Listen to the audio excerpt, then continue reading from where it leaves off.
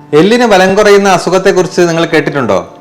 അതായത് നമ്മൾ ജസ്റ്റ് ഒന്ന് കാല് സ്ലിപ്പായി കഴിഞ്ഞാൽ എല്ല് പൊട്ടിപ്പോവുക, അതല്ലെങ്കിൽ ഒന്ന് ശക്തിയായി തുമ്മിയാൽ തന്നെ നട്ടെല്ല് പൊട്ടുക, ഇത്തരത്തിലുള്ള ഒരവസ്ഥയെക്കുറിച്ച് കേട്ടിട്ടുണ്ടോ?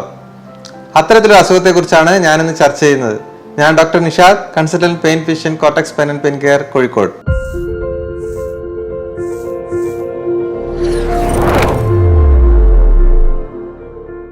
ഈ ഓസ്റ്റിയോപൊറോസിസിനെ കുറിച്ച് പറയുന്നതിന് മുന്നേ നമുക്ക് എല്ലിന്റെ സ്ട്രക്ചർ ഒന്ന് പരിചയപ്പെടാം. അതായത് എല്ലിന്റെ ഉള്ളിൽ ഒരുപാട് കോശങ്ങളുണ്ട്. അതായത് എല്ലുണ്ടാക്കുന്ന കോശങ്ങൾ, അതിനെ എല്ലാം കൂടിച്ചേർന്ന ഒരു മെട്രിക്സ് പോലെയുള്ള ഭാഗമുണ്ട്. അതിനുള്ളിലേക്ക് ഈ കാൽഷ്യം, ഫോസ്ഫേറ്റ് തുടങ്ങിയ മിനറൽസ് ആഡ് ചെയ്ത് അതിന് സ്ട്രെങ്ത് കൂടുമ്പോഴാണ് ശരിക്കും യഥാർത്ഥത്തിൽ എല്ലിന്റെ ഒരു സ്ട്രെങ്ത് നമുക്ക് കിട്ടുന്നത്.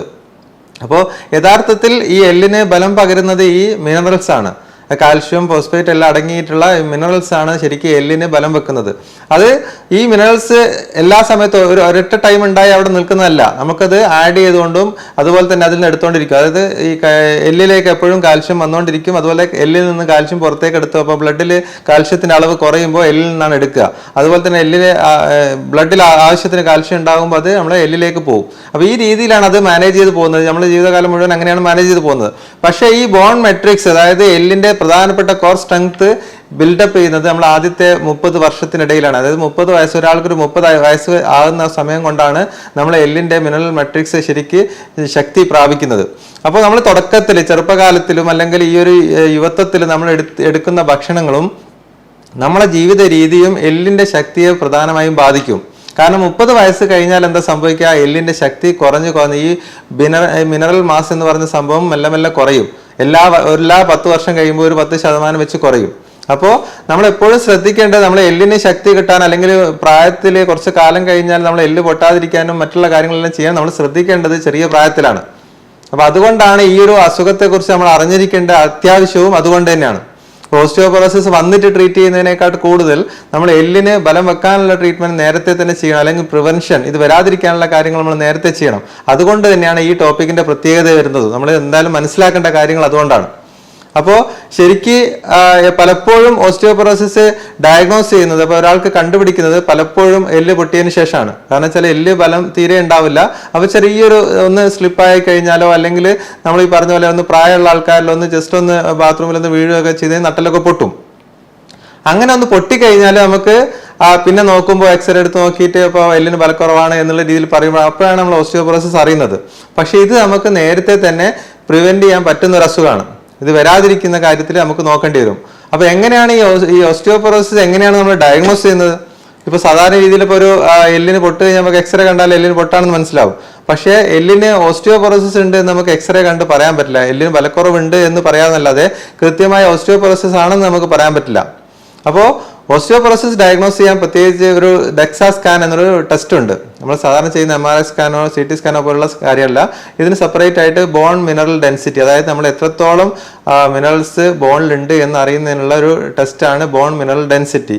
അപ്പോൾ അത് അറിയാൻ വേണ്ടിയിട്ട് നമ്മൾ ഡെക്സാ സ്കാൻ എന്നൊരു സ്കാനാണ് ചെയ്യുന്നത്. ഈ ഡെക്സാ സ്കാൻ ചെയ്ത് കഴിഞ്ഞ് BMD, അതായത് ബോൺ മിനറൽ ഡെൻസിറ്റി നമ്മൾ മെഷർ ചെയ്ത് കഴിഞ്ഞാൽ അത് ഇതിൽ കുറവാണ്, അതായത് -2.5 കുറവാണെങ്കിൽ നമുക്ക് ഓസ്റ്റിയോപൊറോസിസ് ആണെന്ന് കൺഫേം ആക്കാൻ പറ്റും. അപ്പൊ അങ്ങനെയാണ് ഈ അസുഖം നമ്മൾ കൺഫേം ചെയ്താണ് ഓസ്റ്റിയോപൊറോസിസ് ആണ് എന്ന് പറയുന്നത്. അപ്പോൾ ഓസ്റ്റിയോപൊറോസിസ് ഡയഗ്നോസിസ് ചെയ്ത് കഴിഞ്ഞാൽ നമ്മൾ അതിന്റെ ട്രീറ്റ്മെന്റ് സ്റ്റാർട്ട് ചെയ്യും. പക്ഷെ അതിനു മുന്നേ എനിക്ക് ഇവിടെ ഡിസ്കസ് ചെയ്യാനുള്ളത് ഓസ്റ്റിയോപൊറോസിസ് നമുക്ക് എങ്ങനെ പ്രിവെന്റ് ചെയ്യാന്നുള്ളതാണ്. അതായത് ഇത് വരാതിരിക്കാൻ വേണ്ടിയിട്ട്, അല്ലെങ്കിൽ എന്തൊക്കെയാണ് ഇതിന് കാരണങ്ങൾ, പൊതുവെ ഓസ്റ്റിയോപൊറോസിസ് വരാനുള്ള കാരണങ്ങൾ എന്തൊക്കെയാണ്, അങ്ങനത്തെ കാര്യങ്ങളാണ് നമുക്ക് കൂടുതലും ഡിസ്കസ് ചെയ്യേണ്ടത്. അപ്പോൾ ഓസ്റ്റിയോപൊറോസിന്റെ 2 തരത്തിലുണ്ട്: primary osteoporosis, secondary osteoporosis. Primary എന്ന് ഉദ്ദേശിക്കുന്നത് തനിയെ തന്നെ വരുന്നതാണ്, നമുക്ക് പ്രത്യേകിച്ചൊരു അസുഖങ്ങളൊന്നും ഇല്ലാതെ തന്നെ പ്രായം കൊണ്ടും അങ്ങനെ വരുന്ന രീതിയിലുള്ള ഒരു ഓസ്റ്റിയോപൊറോസിസ് ആണ് പ്രൈമറി ഓസ്റ്റിയോപൊറോസിസ്. സെക്കൻഡറി എന്ന് പറഞ്ഞു കഴിഞ്ഞാൽ നമ്മൾ വേറൊരു അസുഖത്തിന്റെ ഭാഗമായിട്ട് വരുന്നതാണ് സെക്കൻഡറി ഓസ്റ്റിയോപൊറോസിസ്. ഉദാഹരണത്തിന് കുറെ ഹോർമോൺ തരത്തിലുള്ള അസുഖങ്ങളുണ്ട്. അപ്പോൾ ഹൈപ്പർ തൈറോയിഡിസം, കുഷിംഗ് സിൻഡ്രോം, അങ്ങനെ ഒരുപാട് അസുഖങ്ങൾ നമുക്കൊരു വലിയ ലിസ്റ്റ് തന്നെ ഉണ്ട്. അപ്പോൾ അതിനൊക്കെ എല്ലിന് ബലം കുറയുന്ന അസുഖങ്ങളാണ്. അതുകൂടാതെ കിഡ്നിക്ക് അസുഖമുള്ള ആൾക്കാർക്ക്, കിഡ്നി ഹീമോഡയാലിസിസ് ചെയ്തുകൊണ്ടിരിക്കുന്ന ആൾക്കാർക്ക് എല്ലിന് ബലക്കുറവുണ്ടാവും. അത് കൂടാതെ ചില മരുന്നുകൾ സ്ഥിരമായിട്ട് കഴിക്കുന്ന ആൾക്കാർ, സ്റ്റീറോയിഡ് പോലെയുള്ള മരുന്നുകൾ, സ്റ്റീറോയിഡ്, ഹെപ്പാരിൻ, ഒരുപാട് മരുന്നുകളുണ്ട്. അതുപോലെ തന്നെ നമ്മൾ ശ്രദ്ധിക്കേണ്ട ഒരു കാര്യമാണ് ഈ പ്രോട്ടോൺ പമ്പ് ഇൻഹിബിറ്റേഴ്സ്, അതായത് ഒമിപ്രസോൾ, പാൻഡോപ്രസോൾ, നമ്മൾ സാധാരണ എടുക്കുന്ന ഒരു മെഡിസിനാണ്. അതും വർഷങ്ങളായിട്ട് സ്ഥിരമായിട്ട് കഴിക്കുന്ന ആൾക്കാർക്ക് ഓസ്റ്റിയോപൊറോസിസ് വരാനുള്ള സാധ്യതയുണ്ട്. തൈറോയിഡിന്റെ മരുന്ന് അളവിൽ കൂടുതൽ കഴിച്ചു കഴിഞ്ഞാൽ വരാം. ഹൈപ്പർ തൈറോയിഡ്സ് ഉള്ള ആൾക്കാർക്ക് ഓസ്റ്റിയോപൊറോസിസ്. ഇതിങ്ങനെ ഒരുപാട് അസുഖങ്ങൾ മെഡിസിനായിട്ടും അതുപോലെ തന്നെ അസുഖങ്ങളായിട്ടും നമുക്കുണ്ട്. കൂടാതെ എന്തെങ്കിലും അസുഖത്തിന്റെ ഭാഗമായിട്ട് കുറെ കിടപ്പിലായി കഴിഞ്ഞാൽ, അതായത് നമ്മളൊരു 1-2 വർഷമൊക്കെ കിടപ്പിലായി കഴിഞ്ഞാൽ നമ്മൾ എല്ലിന് ബലം കുറയും, ഈ ഓസ്റ്റിയോപൊറോസിലേക്ക് പോകും. അപ്പോൾ അത് കംപ്ലീറ്റ് റെസ്റ്റ് ആയി കഴിഞ്ഞാൽ അത് എല്ലിന് ബലം കുറയുന്ന ഒരു കാരണമാണ്. അപ്പോൾ ഇത്തരത്തിലുള്ള കാര്യങ്ങളാണ് നമുക്ക് ഓസ്റ്റിയോപൊറോസിസ് ഉണ്ടാക്കുന്ന, സെക്കൻഡറി ആയിട്ട് ഉണ്ടാക്കുന്ന പല കാരണങ്ങൾ, പല അസുഖങ്ങളുടെ ഭാഗമായിട്ട് ഉണ്ടാകുന്നത്. പിന്നെ ആദ്യം പറഞ്ഞ പ്രൈമറി ആയിട്ടുള്ളത് പ്രത്യേകിച്ച് കാരണങ്ങളൊന്നും ഇല്ലാതെ ഉണ്ടാകുന്നത്. അപ്പോൾ ഇത് നമ്മൾ മാനേജ് ചെയ്യുമ്പോൾ ഇതിലെ കാരണങ്ങൾ എങ്ങനെയാണെങ്കിലും നമുക്ക് അതിന് എന്ത് ചെയ്യാൻ പറ്റും, കുറേ കാര്യങ്ങൾ മോഡിഫൈ ചെയ്യാൻ പറ്റുന്നുണ്ട്, കുറച്ച് കാര്യങ്ങൾ മോഡിഫൈ ചെയ്യാൻ പറ്റില്ല. അപ്പോൾ ഓസ്റ്റിയോപൊറോസിസ് വരാനുള്ള ചില കാര്യങ്ങൾ നമുക്ക് മോഡിഫൈ ചെയ്യാൻ പറ്റാത്തുണ്ട്. ഉദാഹരണത്തിന് ഏറ്റവും കൂടുതൽ ഓസ്റ്റിയോപൊറോസിസ് കാണുന്നത് സ്ത്രീകളിലാണ്. അതായത് മാസക്കുളി നിന്ന് കഴിഞ്ഞാൽ, മെൻസസ് നിന്ന് കഴിഞ്ഞാൽ 50 വയസ്സിന് ശേഷമാണ് ഓസ്റ്റിയോപൊറോസിസ് വരുന്നത്. അത് ഹോർമോണൽ ചേഞ്ചസ് കാരണമാണ്. അപ്പോൾ അത് നമുക്ക് മോഡിഫൈ ചെയ്യാൻ പറ്റില്ല. കാരണം വെച്ചാൽ ആ ഒരു എല്ലാ സ്ത്രീകൾക്കും ഉണ്ടാകുന്നത്, സ്ത്രീകൾക്ക് അതുകൊണ്ട് തന്നെ ഓസ്റ്റിയോപൊറോസിസ് ആണുങ്ങളെക്കാട്ടും കൂടുതലാണ്. അതുപോലെ തന്നെ മറ്റൊരു കാര്യം, ചില ജനറ്റിക് ആയിട്ടുള്ള ഉണ്ടാവും. ചില ആളുകൾക്ക് ജനറ്റിക് ആയിട്ടുള്ള പല കാരണങ്ങൾ കൊണ്ട് എല്ലിന് ബലം കുറയും. അപ്പൊ അതൊന്നും നമുക്ക് മോഡിഫൈ ചെയ്യാൻ പറ്റാത്ത കാര്യങ്ങളാണ്. അതിനെക്കുറിച്ച് നമ്മൾ കൂടുതൽ അറിയുന്നതിൽ വലിയ കാര്യമില്ല. അതിനേക്കാൾ കൂടുതൽ നമുക്ക് അറിയേണ്ടത് മോഡിഫൈ ചെയ്യാൻ പറ്റുന്ന, അല്ലെങ്കിൽ നമുക്ക് മാറ്റിയെടുക്കാൻ പറ്റുന്ന കാര്യങ്ങളെ കുറിച്ച് നമ്മൾ നല്ലപോലെ അറിയണം. അതിൽ ഏറ്റവും പ്രധാനപ്പെട്ട 1-2 കാര്യങ്ങൾ നമുക്ക് ഡിസ്കസ് ചെയ്യാം. ഒന്നാമത്തെ പറഞ്ഞാല് പുകവലി, മദ്യപാനം. ഇത് രണ്ടും എല്ലിന് ബലം കുറയുന്ന ഒരു പ്രശ്നമാണ്. അതായത് പുകവലിയും മദ്യപാനവും ഉള്ള ആളുകൾക്ക് എല്ലിന് നേരത്തെ ബലം കുറയും. അപ്പോൾ ഇത് തീർച്ചയായും പൂർണ്ണമായും സ്റ്റോപ്പ് ചെയ്യണം. അത് നമുക്ക് ഒരു കാര്യമാണ്, എല്ലിന് ബലം വെക്കാനുള്ള, അല്ലെങ്കിൽ എല്ലിന് ബലം കുറയുന്ന തടയാനുള്ള ഒരു കാര്യമാണ് ഈ സ്മോക്കിങ്ങും അതുപോലെ തന്നെ മദ്യപാനവും സ്റ്റോപ്പ് ചെയ്യുക എന്നുള്ളത്. രണ്ടാമത്തത് നമ്മുടെ ജീവിത രീതിയാണ്. അതിൽ തന്നെ ഭക്ഷണ രീതിയാണ് ഏറ്റവും പ്രധാനം. ഭക്ഷണത്തിൽ നമുക്ക് എപ്പോഴും അറിയാം, പലപ്പോഴും നമ്മൾ എല്ലിന് ബലം വെക്കാൻ വേണ്ടി കാൽഷ്യം കഴിക്കുന്ന ആൾക്കാരാണ് മിക്കപ്പോഴും. ആ കാൽഷ്യം എന്തുകൊണ്ടാണ് എല്ലിന് ബലം വെക്കാൻ വേണ്ടി കാൽഷ്യം കഴിക്കുന്നത്? കാൽഷ്യവും ഫോസ്ഫറസ്, ഞാൻ നേരത്തെ പറഞ്ഞു, കാൽഷ്യവും ഫോസ്ഫറസ് അടങ്ങിയ കാര്യങ്ങളാണ് എല്ലിന് മിനറൽ ഡെൻസിറ്റി ഉണ്ടാക്കുന്നത്. പക്ഷേ കാൽഷ്യം എടുത്തത് കൊണ്ട് എല്ലിന് ബലം കൂടുമോ എന്ന് ചോദിച്ചാൽ അതൊരു തെറ്റിദ്ധാരണയാണ്. ആവശ്യത്തിന് കാൽഷ്യം എടുക്കണം. അതായത് നമ്മുടെ ശരീരത്തില്, നമ്മുടെ ഭക്ഷണത്തില് അത്യാവശ്യത്തിന് കാൽഷ്യം ഉണ്ടെങ്കിൽ പിന്നെ നമ്മൾ കാൽഷ്യം സെപ്പറേറ്റ് എടുക്കേണ്ട ആവശ്യമില്ല. പക്ഷെ പലപ്പോഴും നമ്മുടെ ഭക്ഷണ രീതിയിൽ കാൽഷ്യത്തിന്റെ അളവ് കുറവാണ്. പലപ്പോൾ മിൽമ പാലിന്റെ പേര് പറഞ്ഞ് നമ്മൾ പാല് കുടിക്കില്ല, അല്ലെങ്കിൽ മറ്റുള്ള കാര്യങ്ങൾ കഴിഞ്ഞ് മുട്ട കഴിക്കുക, കൊളസ്ട്രോളിന്റെ പേര് പറഞ്ഞ് മുട്ട കഴിക്കില്ല. അപ്പോൾ കാൽഷ്യം അടങ്ങിയിട്ടുള്ള ഭക്ഷണ സാധനങ്ങൾ, മുട്ട, പാല് തുടങ്ങിയ കാര്യങ്ങൾ നമ്മുടെ ഭക്ഷണ രീതിയിൽ കുറയുകയും, അതുപോലെ തന്നെ മറ്റുള്ള ഈ കാർബോഹൈഡ്രേറ്റ് അടങ്ങിയ ഭക്ഷണങ്ങൾ, അരി ഭക്ഷണങ്ങൾ സാധാരണ കൂടുതലായിട്ട് കഴിക്കും. അപ്പോൾ വെയിറ്റ് കൂടുകയും ചെയ്യും. അപ്പോൾ ഈ വെയിറ്റ് കൂടുന്നതും അതുപോലെ തന്നെ ഇത്തരത്തിൽ ആവശ്യമുള്ള സാധനങ്ങൾ ഭക്ഷണ രീതിയിൽ കുറയുന്നതും, ഇത് രണ്ടും നമുക്ക് എന്താണ്, എല്ലിന് ബലം കുറയാൻ കാരണമാക്കും. പ്രത്യേകിച്ചും ചെറിയ കുട്ടികൾ, നമ്മൾ കുട്ടികളിൽ പാല് കൊടുക്കുന്നത് വളരെ കുറവായിരിക്കും. അപ്പോൾ പാല്, മുട്ട തുടങ്ങിയ ഭക്ഷണ കാര്യങ്ങൾ നമ്മൾ ഭക്ഷണത്തിൽ ആഡ് ചെയ്തില്ലേ കുട്ടികളുടെയും, അതുപോലെ തന്നെ 30 വയസ്സ് വരെ, ഞാൻ നേരത്തെ പറഞ്ഞ പോലെ 30 വയസ്സ് വരെയാണ് എല്ലിന് നമുക്ക് ബലം, സ്ട്രെങ്ത് ഉണ്ടാക്കിയെടുക്കേണ്ടത് 30 വയസ്സ് വരെയാണ്. ആ ഒരു സമയത്ത് നമ്മൾ ഇത്തരത്തിലുള്ള കാര്യങ്ങൾ ഭക്ഷണത്തിൽ ആഡ് ചെയ്യണം. അപ്പൊ നോർമൽ ലെവലിൽ കാൽഷ്യം ബ്ലഡിൽ ഉണ്ടാവുക എന്നുള്ള അത്യാവശ്യമാണ്. ഞാൻ നേരത്തെ പറഞ്ഞു, ബ്ലഡിൽ കാൽഷ്യത്തിന്റെ അളവ് കുറഞ്ഞാൽ എന്താ സംഭവിക്കുക, എല്ലിൽ നിന്നാണ് ബ്ലഡിലേക്ക് കാൽഷ്യം എടുക്കുന്നത്. അപ്പോൾ ശരിക്കും എല്ലിന് ബലം കുറയും. അപ്പൊ എല്ലിന് കാൽഷ്യം ഡെപ്പോസിറ്റ് ചെയ്യുന്നില്ല എന്ന് മാത്രമല്ല, എല്ലിലുള്ള കാൽഷ്യം കൂടി ഇങ്ങോട്ട് വലിക്കും. അപ്പോൾ നമ്മൾ രക്തത്തിൽ ആവശ്യത്തിനുള്ള കാൽഷ്യം ഉണ്ടാകുക എന്നുള്ളത് ഇമ്പോർട്ടൻ്റ് ആണ്. അപ്പൊ അതിനനുസരിച്ച് നമ്മൾ കാൽഷ്യത്തിനുള്ള അടങ്ങിയ ഭക്ഷണ രീതികൾ സ്ഥിരമായിട്ട് ശ്രദ്ധിക്കണം. അപ്പൊ അത് നമ്മളെ ശരീരത്തിൽ, അല്ല നമ്മളെ ഭക്ഷണ രീതിയിൽ ആവശ്യത്തിന് കാൽഷ്യം ഇല്ല, കഴിക്കുന്നില്ല, അങ്ങനെ ഉണ്ടെങ്കിൽ നമ്മൾ എന്ത് ചെയ്യണം, കാൽഷ്യം സപ്ലിമെന്റ് ചെയ്യണം. അതായത് കാൽഷ്യം ടാബ്ലറ്റ് നമ്മൾ എടുക്കണം. ഒരു ദിവസം ഒരാൾക്ക് 1 ഗ്രാമെങ്കിലും മിനിമം കാൽഷ്യം ശരീരത്തിൽ എത്തിയിരിക്കണം. അത് ഭക്ഷണത്തിലൂടെ ആവാം, അല്ലെങ്കിൽ സപ്ലിമെന്റിലൂടെ, അത് നമ്മൾ ശ്രദ്ധിക്കണം. പക്ഷെ കാൽഷ്യം മാത്രം എടുക്കുമ്പോൾ കാൽഷ്യം ശരിക്ക് നമ്മളെ ഈ ഗട്ടിൽ നിന്ന്, ആമാശയത്തിൽ നിന്നോ അല്ലെങ്കിൽ കുടലിൽ നിന്നോ ഉള്ളിലേക്ക് എടുക്കണം, അബ്സോർബ് ചെയ്യണം. അതിന് വേറെയും കുറെ കാര്യങ്ങൾ നമുക്ക് വേണം. അതിൽ പെട്ടതാണ് വൈറ്റമിൻ ഡി. വൈറ്റമിൻ ഡി എന്ന് പറഞ്ഞാൽ ഒരു ഹോർമോണാണ്, അല്ല ഒരു വിറ്റാമിൻ ആണ്. പക്ഷെ അത് നമുക്ക് ശരീരത്തിൽ ഒരു ഹോർമോൺ ആയിട്ടാണ് പ്രവർത്തിക്കുന്നത്. അതായത് കാൽഷ്യം ഉള്ളിലേക്ക് എടുക്കുന്നതും കാൽഷ്യം മൂത്രത്തിൽ നിന്ന് പോകുന്നത് തടയുക, അങ്ങനത്തെ കാര്യങ്ങളെല്ലാം വൈറ്റമിൻ ഡിന്റെ ഒരു പ്രവർത്തനം. അപ്പോൾ വൈറ്റമിൻ ഡി ആവശ്യത്തിന്, ഇതുപോലെ തന്നെ ആവശ്യത്തിന് നമ്മുടെ ശരീരത്തിൽ വേണം. വൈറ്റമിൻ ഡി സാധാരണ രീതിയിൽ അത്യാവശ്യം വെയിൽ കൊള്ളുന്ന ആൾക്കാർക്കാണെങ്കിൽ ശരീരത്തിൽ ഉണ്ടാവും. അത് വെയിൽ കൊള്ളുന്നത് കുറയുകയാണ്. നമ്മളിപ്പോൾ ഓഫീസ് വർക്കാണ്, അല്ലെങ്കിൽ പുറത്ത് ഉള്ളിൽ തന്നെ നിൽക്കുന്ന കുട്ടികളും അല്ലെങ്കിൽ വലിയ ആൾക്കാരും ആണെങ്കിൽ അവർക്ക് വൈറ്റമിൻ ഡിന്റെ അളവ് പൊതുവേ കുറവായിരിക്കും. അത്തരത്തിലുള്ള ആളുകൾക്ക് വൈറ്റമിൻ ഡി നമ്മൾ സപ്ലിമെന്റ് ചെയ്യേണ്ടി വരും. സാധാരണ രീതിയിൽ 400 ഇന്റർനാഷണൽ യൂണിറ്റ് ആണ് നോർമൽ ലെവലിൽ ഒരാൾക്ക് വേണ്ടത്. അതായത് ഡെഫിഷ്യൻസി ഇല്ലാത്ത ആൾക്കാർക്ക്. ഓൾറെഡി വൈറ്റമിൻ ഡി കുറവാണെങ്കിൽ നമ്മൾ വൈറ്റമിൻ ഡി സപ്ലിമെന്റ് ചെയ്ത് വൈറ്റമിൻ ഡി ലെവൽ നോർമൽ ആയതിനു ശേഷം പിന്നെ നമ്മൾ മെയിൻറ്റെയിൻ ചെയ്യാൻ വേണ്ടിയിട്ട് 400 ഇന്റർനാഷണൽ യൂണിറ്റ് എങ്കിലും നമ്മൾ ഡെയിലി എടുത്തുകൊണ്ടിരിക്കണം. അപ്പോൾ മിക്ക കാൽഷ്യം ടാബ്ലറ്റിന്റെ കൂടെ വൈറ്റമിൻ ഡി ഉണ്ടാവും. ആ ഒരു യൂണിറ്റിൽ കാൽഷ്യത്തിന്റെ കൂടെ തന്നെ വൈറ്റമിൻ ഡി ഉണ്ടാവും.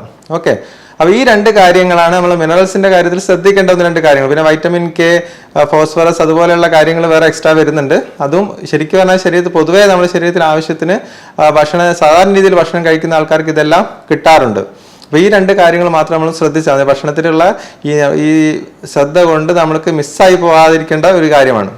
പിന്നെ ഉള്ളത് ഭക്ഷണ രീതിയിൽ ഇതാണ്. പിന്നെ കൂടുതൽ ഭക്ഷണം കഴിക്കുന്നതും പ്രശ്നമാണ്. അതാണ് ഞാൻ നേരത്തെ പറഞ്ഞത്. അതായത് അരിയാഹാരം മറ്റുള്ള കാര്യങ്ങളും കഴിച്ചിട്ട് വെയിറ്റ് കൂടിക്കഴിഞ്ഞാൽ അത് എല്ലിന് ബലം കുറയും. ഒബീസിറ്റി ഒരു കാരണമാണ്. ഈ എല്ലിന് ബലക്കുറവ് ഉണ്ടാകാനുള്ള പ്രധാനപ്പെട്ട ഓസ്റ്റിയോപൊറോസിസിന്റെ ഒരു പ്രധാന കാരണമാണ് ഒബീസിറ്റി. അപ്പോൾ അത് ഇല്ലാതെ നമ്മൾ നോക്കണം. പിന്നെ നമുക്കുള്ളത് എക്സസൈസ്, ഫിസിക്കൽ എക്സസൈസ് ആണ്. അപ്പോൾ എക്സസൈസിൽ പറയുകയാണെങ്കിൽ ഏറ്റവും പ്രധാനം നമുക്ക് വെയിറ്റ് ബെയറിങ് എക്സസൈസ് എന്ന് പറയും. അതായത് നമുക്ക് നടത്തം, ജോഗിങ്, എയറോബിക്സ് തുടങ്ങിയിട്ടുള്ള വെയിറ്റ് ബെയറിങ് എക്സസൈസ് ആണ് എപ്പോഴും എല്ലിന് സ്ട്രെങ്ത് കൂടാൻ ഏറ്റവും നല്ലത്. അപ്പോൾ അത് നമ്മൾ 30 വയസ്സ് വരെയാണ് എപ്പോഴും ശ്രദ്ധിക്കേണ്ടതാണ്. ചെറിയ പ്രായത്തിൽ നമ്മൾ സ്റ്റാർട്ട് ചെയ്യുക എന്നുള്ളതാണ് ഏറ്റവും പ്രധാനം. നമ്മൾ 40 വയസ്സ് എല്ലിന് ബലം കുറയില്ല വേദനകളൊക്കെ തുടങ്ങുമ്പോൾ എക്സസൈസ് തുടങ്ങുന്നതിന് പകരം നമ്മൾ ചെറിയ പ്രായത്തിൽ തന്നെ കുട്ടികളെയും അതുപോലെ തന്നെ 20-30 വയസ്സുള്ള ആൾക്കാരെയും ഇത്തരത്തിലുള്ള എക്സസൈസ് ചെയ്യാൻ നമ്മൾ പ്രോത്സാഹിപ്പിക്കണം. സ്വിമ്മിങ്ങും അതുപോലെ തന്നെ സൈക്ലിങ്ങും നല്ല എക്സസൈസ് ആണെങ്കിലും അത് എല്ലിന് ബലം കൂട്ടുന്ന എക്സസൈസ് അല്ല. അത് പ്രത്യേകം നമ്മൾ മനസ്സിലാക്കണം. അപ്പോൾ വെയിറ്റ് ബെയറിങ് എക്സസൈസ് പ്രത്യേകം പറഞ്ഞത് അതുകൊണ്ടാണ്. ആ സ്വിമ്മിങ്ങിലും സൈക്ലിങ്ങിലും എല്ലിന് ബലം കൂടില്ല. അത് വെയിറ്റ് ബെയറിങ് എക്സസൈസ് അല്ല, മറ്റുള്ള എക്സസൈസ് ആണ്. ഈ പറഞ്ഞ എക്സസൈസ് ആണ് നമുക്ക് കൂടുതലായിട്ട് എല്ലിന് ബലം കൂട്ടാൻ സഹായിക്കുക. അപ്പോൾ ഇത്തരത്തിലുള്ള എക്സസൈസ് നമ്മളൊരു റെഗുലർ ശീലമാക്കുക. തടി കൂടാതെ നോക്കുക, പുകവലി മദ്യപാനം ഒഴിവാക്കുക, ഭക്ഷണത്തിൽ ശ്രദ്ധിക്കുക. ഇത്തരത്തിലുള്ള കാര്യങ്ങൾ നമ്മൾ തുടക്കത്തിലെ ശ്രദ്ധിച്ചു കഴിഞ്ഞാൽ നമുക്ക് ഒരു പരിധി വരെ എല്ലിന് ശക്തി കിട്ടാനും അതുപോലെ അത് കുറയുന്നത് തടയാനും പറ്റും. അപ്പോൾ ഇനി നമുക്ക് ഓൾറെഡി ഞാൻ നേരത്തെ പറഞ്ഞ പോലെ ഡെക്സാ സ്കാനൊക്കെ ചെയ്ത് ഓസ്റ്റിയോപൊറോസിസ് കണ്ടുപിടിച്ചു. അപ്പോൾ പ്രായമുള്ള ആൾക്കാരിൽ അല്ലെങ്കിൽ മറ്റുള്ള അസുഖങ്ങൾ കൊണ്ട് ഓസ്റ്റിയോപൊറോസിസ് നമ്മൾ കണ്ടുപിടിച്ചു. അങ്ങനെയാകുമ്പോൾ അതിന് എന്താണ് നമ്മൾ ട്രീറ്റ്മെന്റ് എന്താണ് ചെയ്യുക എന്നുള്ളതാണ് നമ്മൾ നോക്കേണ്ടത്. ഓസ്റ്റിയോപൊറോസിസ് കണ്ടുപിടിച്ച് കഴിഞ്ഞാൽ ഓസ്റ്റിയോപൊറോസിന്റെ ട്രീറ്റ്മെന്റ് ഒരിക്കലും കാൽഷ്യം ടാബ്ലറ്റ് കണ്ടിന്യൂസ് ആയിട്ട് കഴിക്കുക എന്നുള്ളതല്ല, അത് മതിയാവില്ല. അപ്പോൾ കാൽഷ്യം നമ്മൾ ബ്ലഡിൽ ശരിയായ അളവിൽ നിലനിർത്തുക മാത്രമേ കാൽഷ്യം ടാബ്ലറ്റും വൈറ്റമിൻ ഡി കൊണ്ട് ഉദ്ദേശിക്കുന്നുള്ളൂ. പക്ഷേ എല്ലിന് ബലം വെക്കണമെങ്കിൽ ഇത് നമ്മളെ എല്ലിലേക്ക് എടുക്കുന്ന രീതിയിലുള്ള ട്രീറ്റ്മെന്റ് വേണം. അപ്പോൾ അതിന് പ്രത്യേകിച്ച് വേറെ തന്നെ ട്രീറ്റ്മെന്റ് ആണ്. അപ്പോൾ ഓസ്റ്റിയോപൊറോസിസ് നമുക്കിപ്പോൾ ഒരിക്കലെങ്കിലും എല്ല് പൊട്ടിയ ആൾക്കാർ, ഈ എല്ലിന് ബലം കുറഞ്ഞ എല്ല് പൊട്ടിയ ആൾക്കാർ സ്ഥിരമായിട്ട് ഓസ്റ്റിയോപൊറോസിനുള്ള ട്രീറ്റ്മെന്റ് പിന്നീട് എടുക്കണം. അപ്പോൾ പലപ്പോഴും നമ്മൾ മിസ്സാകുന്ന ഒരു കാര്യം, എല്ലാവരും ഇപ്പോൾ എല്ലിന് ഇടുപ്പല്ല് പൊട്ടി, ഒരു 60 വയസ്സുള്ള ആൾക്കാർക്ക് വീണിട്ട് ഇടുപ്പല്ല് പൊട്ടി, അപ്പോൾ അതിന് സർജറി ചെയ്ത് നേരെ വീട്ടിലേക്ക് പോകും. പിന്നീട് നമ്മൾ ചിലപ്പോൾ കുറച്ച് കാൽഷ്യം ടാബ്ലറ്റും കഴിക്കേണ്ടാവും. പക്ഷെ അത് പോരാ. അങ്ങനെ ആകുമ്പോൾ പിന്നെ എന്തായി, കുറച്ച് കഴിയുമ്പോൾ അടുത്ത എല്ല് പൊട്ടും. അപ്പോൾ ഇവർക്ക് ചെറിയൊന്ന് ജസ്റ്റ് ഒരു ഫോൾ ഉണ്ടായി കഴിഞ്ഞാൽ, ഒന്ന് സ്കിപ്പായി കഴിഞ്ഞാൽ എല്ല് പൊട്ടും. അപ്പോൾ നമ്മൾ ആ എല്ല് പൊട്ടാതിരിക്കണമെങ്കിൽ നമ്മൾ ആ സമയം മുതൽ നമ്മൾ അറ്റ്ലീസ്റ്റ് ആ സമയം മുതലെങ്കിലും നമ്മൾ എല്ലിന് ബലം കൂടുന്ന രീതിയിലുള്ള ഓസ്റ്റിയോപൊറോസിസിന്റെ ട്രീറ്റ്മെന്റ് സ്റ്റാർട്ട് ചെയ്യേണ്ടതാണ്. അപ്പോൾ ഒരിക്കലും എല്ല് പൊട്ടിക്കഴിഞ്ഞ ആൾക്കാർക്ക് നിർബന്ധമായിട്ട് ചെയ്യണം. മറ്റുള്ള ആൾക്കാർക്ക് അല്ലാതെ തന്നെ എല്ലിന് ബലക്കുറവുള്ള ആൾക്കാരാണെങ്കിൽ നമ്മൾ ടെസ്റ്റ് ചെയ്ത് കണ്ടുപിടിച്ച് കഴിഞ്ഞാൽ അവർക്ക് ട്രീറ്റ്മെന്റ് സ്റ്റാർട്ട് ചെയ്യണം. അപ്പോൾ അതിന് നമ്മൾ ചെയ്യുന്നത് വേറെ തന്നെ ഒരു ഗ്രൂപ്പ് ഓഫ് മെഡിസിൻസ് ഉണ്ടാവും.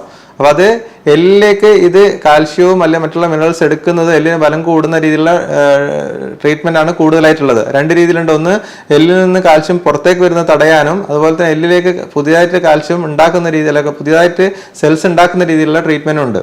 അപ്പോൾ അതിൽ ബിസ്ഫോസ്ഫോണേസ് എന്നറിയപ്പെടുന്ന ടാബ്ലറ്റ്സ് ഉണ്ടാവും. അത് ആഴ്ചയിൽ ഒരിക്കൽ കഴിക്കുന്ന ടാബ്ലറ്റ് ഉണ്ട്, അല്ലെങ്കിൽ മാസത്തിൽ ഒരെണ്ണം വെച്ച് കഴിക്കുന്ന ടാബ്ലറ്റ് ഉണ്ടാവും. രണ്ടാമത്തെ പറഞ്ഞാൽ കൊല്ലത്തിൽ ഒരിക്കലും എടുക്കുന്ന ഇഞ്ചക്ഷൻസ് ഉണ്ട്. അപ്പോൾ ഒരിക്കലും എടുത്ത് കഴിഞ്ഞാൽ പിന്നെ ഒരു കൊല്ലം കഴിഞ്ഞിട്ട് റിപ്പീറ്റ് ചെയ്യുന്ന രീതിയിലുള്ള ഇഞ്ചക്ഷൻസ് ഉണ്ടാവും. സോളിഡോണിക് ആസിഡ് എന്നൊക്കെ പറയുന്ന ഇഞ്ചക്ഷൻസ് ഉണ്ടാവും. അതുകൂടാതെ നമുക്ക് സ്പ്രേ ഉണ്ടാവും, നേസൽ സ്പ്രേ, മൂക്കിലടിച്ചിട്ട് മാറി മാറി അടിക്കുന്ന രീതിയിലുള്ള മൂക്കിലടിക്കുന്ന സ്പ്രേ ഉണ്ടാവും. ഡെയിലി അടിക്കുന്ന രീതിയിലുള്ള സ്പ്രേ ഉണ്ട്. പിന്നെ 6 മാസം കൂടുന്ന രീതിയിൽ നമ്മൾ ജസ്റ്റ് സാധാരണ ഇൻസുലിൻ എടുക്കുന്നതിനുള്ള ഇഞ്ചക്ഷൻ എടുക്കുന്ന രീതിയിലുള്ള മരുന്നുകളുണ്ട്. അതുകൂടാതെ ഡെയിലി നമ്മൾ ഇൻസുലിൻ എടുക്കുന്ന പോലെ ഇഞ്ചക്ഷനായിട്ട് എടുക്കുന്നത് ഏറ്റവും നല്ല മെഡിസിൻ അതാണ്. അപ്പോൾ ടെറിപ്പറൈഡ് എന്ന് പറയും. അതാണ് നമ്മൾ എല്ലിന് സ്ട്രെങ്ത് കൂട്ടുന്ന രീതിയിലുള്ള ഒരു ഇഞ്ചക്ഷൻ ട്രീറ്റ്മെന്റ് അതാണ്. ഈ ഒരു രീതിയിലുള്ള മരുന്നുകൾ, അപ്പോൾ ബിസ്ഫോസ്ഫോണേറ്റ്സ്, ഈ ടെറിപ്പറൈഡ് ഇതുപോലെയുള്ള സംഭവങ്ങളെല്ലാം നമുക്ക് എല്ലിന് ഈ ഓസ്റ്റിയോപൊറോസിസിന്റെ ട്രീറ്റ്മെന്റ് ആണ്. അതായത് ഇത് എല്ലിന് ബലം കൂട്ടുകയും മറ്റു കാൽഷ്യം കാര്യങ്ങളൊക്കെ എല്ലിലേക്ക് എടുക്കുന്നത് കൂടുകയും ചെയ്യുന്ന രീതിയിലുള്ള ട്രീറ്റ്മെന്റ് ആണ്. അതിന്റെ കൂടുതൽ കാൽഷ്യം, വൈറ്റമിൻ ഡി സപ്ലിമെന്റേഷൻ ഒക്കെ നമുക്ക് എടുക്കാം. പക്ഷെ മെയിനായിട്ടും ഇതിന്റെ ട്രീറ്റ്മെന്റ് എന്ന് പറയുന്നത് ഇതാണ്. അപ്പോൾ ഡെക്സാ സ്കാനിൽ ഈ -2.5 താഴെ വന്ന് ഓസ്റ്റിയോപൊറോസിസ് ഡയഗ്നോസ് ചെയ്ത ആൾക്കാർക്ക് നമ്മൾ എപ്പോഴും ഇത്തരത്തിലുള്ള ട്രീറ്റ്മെന്റ് അതിനെ കൂടുതൽ കൊടുക്കണം. എല്ല് പൊട്ടിയ ആൾക്കാർക്ക് നിർബന്ധമായിട്ടും കൊടുക്കണം, അല്ലാത്ത ആൾക്കാർക്കും കൊടുക്കണം. അതിൻ്റെ കൂടത്തിൽ തന്നെ നമുക്ക് വേറൊരു കാര്യം കൂടി മനസ്സിലാക്കാനുള്ളത്, ഇപ്പോൾ ഞാൻ പറഞ്ഞല്ലോ പ്രായമുള്ള ആൾക്കാർ, ഇപ്പോൾ മെനപ്പോസ് മാസക്കുളിയൊക്കെ നിന്ന ആൾക്കാരിൽ പ്രായമായി കഴിഞ്ഞാൽ നട്ടെല്ല് പൊട്ടും. അപ്പോൾ നട്ടെല്ല് ഇതിന്റെ ഭാഗമായിട്ട് ഓസ്റ്റിയോപൊറോസിസ് കാരണം നട്ടെല്ല് പൊട്ടുന്ന ആൾക്കാരുണ്ട്. അപ്പോൾ നട്ടെല്ലൊന്ന് പൊട്ടിക്കഴിഞ്ഞാൽ നമുക്ക് പലപ്പോഴും എന്താണ്, ഇപ്പോൾ ഒരു ട്രഡീഷണൽ ആയിട്ട് നമ്മൾ കൊടുക്കുന്ന ട്രീറ്റ്മെന്റ് എന്ന് പറഞ്ഞാൽ ബെഡ് റെസ്റ്റ് ആണ്. ബെഡ് റെസ്റ്റ് എടുത്തു കഴിഞ്ഞാൽ ബാക്കിയുള്ള എല്ലും കൂടിയും ബലം കുറയും. അപ്പൊ അതിന് പകരം നമുക്ക് ഈ പെയിന് കുറയ്ക്കണം. അപ്പോൾ നല്ല പെയിൻ ആയിരിക്കും, സഹിക്കാൻ പറ്റാത്ത വേദനയായിരിക്കും നട്ടൽ പൊട്ടിക്കഴിഞ്ഞാൽ. അപ്പോൾ അത്തരത്തിലുള്ള ആൾക്കാർക്ക് ആ പൊട്ടിയ എല്ലിന്റെ ഉള്ളിലേക്ക് സിമെന്റ് ഇഞ്ചക്ട് ചെയ്യുന്ന രീതിയിലുള്ള ട്രീറ്റ്മെന്റ് ഉണ്ട്. നമ്മൾ വെർട്ടിബ്രോപ്ലാസ്റ്റി എന്ന് പറഞ്ഞ രീതിയിലുള്ള ട്രീറ്റ്മെന്റ് ഉണ്ട്. ചെറിയ സൂചിന്റെ ഉള്ളിൽ കൂടെ അതിൻ്റെ ഉള്ളിലേക്ക് സിമെന്റ് ഇഞ്ചക്ട് ചെയ്താൽ പെട്ടെന്ന് തന്നെ പെയിന് നിൽക്കുകയും ആൾക്ക് പെട്ടെന്ന് തന്നെ നടക്കാൻ പറ്റുകയും ചെയ്യും. അങ്ങനെ വന്നു കഴിഞ്ഞാൽ എന്താണ്, പെട്ടെന്ന് നടന്നു കഴിഞ്ഞാൽ അവരുടെ എല്ലിന് മറ്റുള്ള എല്ല് ബലം കുറയുന്നതെങ്കിലും നമുക്ക് പ്രിവെന്റ് ചെയ്യാൻ പറ്റും. അതിന്റെ കൂടുതൽ ഓസ്റ്റിയോപൊറോസിസിനെ കൂടി ട്രീറ്റ്മെന്റ് എടുക്കുക എന്നുള്ളതാണ് നമ്മൾ ചെയ്യേണ്ടത്. അപ്പോൾ ഇത്തരത്തിൽ കഴിയുന്നതും നമ്മൾ എന്ത് ചെയ്യുക, ഓസ്റ്റിയോപൊറോസിസ് എന്ന അസുഖം വരുന്നത് പ്രിവെന്റ് ചെയ്യാൻ നോക്കുക. അത് നമ്മൾ നേരത്തെ തന്നെ ചെയ്യേണ്ട കാര്യം, ഈ ചെറിയ പ്രായത്തിൽ ചെയ്യേണ്ട കാര്യമാണ്. അപ്പോൾ അത് ചെയ്ത് കഴിഞ്ഞിട്ട് നമുക്ക്, അല്ലെങ്കിൽ എനിക്ക് ഓൾറെഡി വന്നു കഴിഞ്ഞ ആൾക്കാർക്ക് അതിനുള്ള കൃത്യമായിട്ടുള്ള ട്രീറ്റ്മെന്റ് എടുക്കുക. രണ്ടാണെങ്കിലും നമ്മൾ എല്ലിന്റെ ശക്തി കൂടുന്നത് നമ്മൾ ശ്രദ്ധിക്കുക. അതുപോലെ തന്നെ ഈ ഓൾറെഡി ഓസ്റ്റിയോപൊറോസിസ് ഉള്ള ആൾക്കാർ വീഴുന്നത് കഴിയുന്നതും ഒഴിവാക്കുക. കാരണം ചെറിയ രീതിയിലുള്ള വീഴ്ചകൾ പോലും അവർക്ക് എല്ല് പൊട്ടാനും കൂടുതൽ കിടപ്പിലാവാനുള്ള സാധ്യതയുണ്ട്. അപ്പോൾ അത്തരത്തിൽ അതും കൂടി നമ്മൾ ശ്രദ്ധിക്കണം. പ്രായമുള്ള ആൾക്കാരിൽ, എല്ലിന് ബലക്കുറവുള്ള ആൾക്കാരിൽ വീഴുന്നത് തടയാനുള്ള കാര്യങ്ങളും കൂടി എപ്പോഴും ശ്രദ്ധിക്കുക. വേദന ഉണ്ടാക്കുന്ന മറ്റൊരു അസുഖത്തിന്റെ വിശേഷങ്ങളുമായി ഞാൻ വീണ്ടും വരാം. നന്ദി.